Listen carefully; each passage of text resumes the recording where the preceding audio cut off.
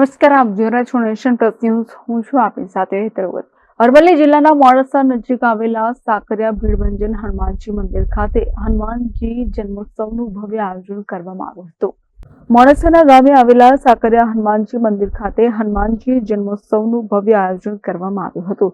વહેલી સવારથી જ દર્શને ભક્તોનું ઘોડાપુર ઉમટી પડ્યું હતું. આ પવિત્ર પ્રસંગમાં 100 થી વધુ દંપતી દ્વારા મહાયજ્ઞમાં ભાગ લીધો છે.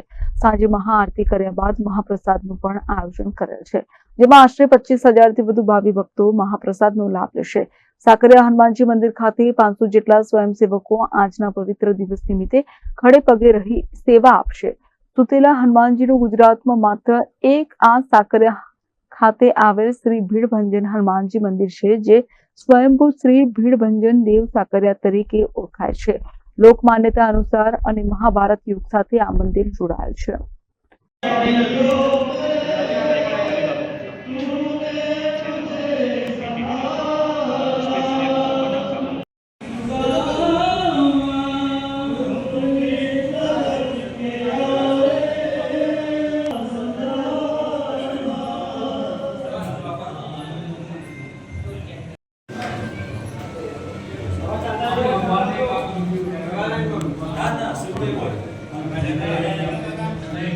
જય શ્રી રામ. મારું નામ સચિન પટેલ છે. હું અહીં સ્વયંસેવક છું. સાકરિયા ખાતે શ્રી સ્વયંભૂ સુતેલા ભીડભંજન હનુમાનજી મંદિર, જે ગુજરાતના એકમાત્ર સ્વયંભૂ હનુમાનજી મંદિર આવેલું છે, તે આજે ભવ્ય હનુમાન જન્મોત્સવનું આયોજન કરેલું છે.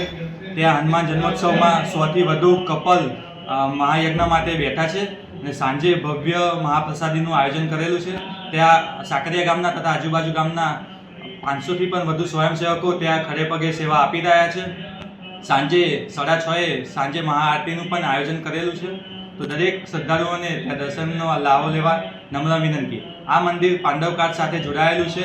અહીં નજીકમાં ભીમની ચોરી તથા અહીં દાદાની મૂર્તિ તમે જોશો તો તે ભીમનું અભિમાન ઉતાર્યું હતું એ મુદ્રામાં આરામદાયક મૂર્તિ આવેલી છે, જે તમને અહીં માત્ર ને માત્ર સાકરિયા ખાતે જોવા મળશે.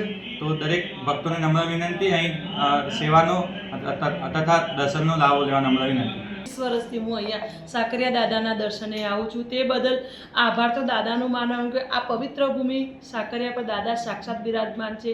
આજનો શુભ પ્રસંગ શાંતિથી ઉજવાય તેવી ભગવાનને પ્રાર્થના. જય સિયારામ. મહેન્દ્ર પ્રસાદ, નેશન પ્લસ ન્યૂઝ, અરવલ્લી.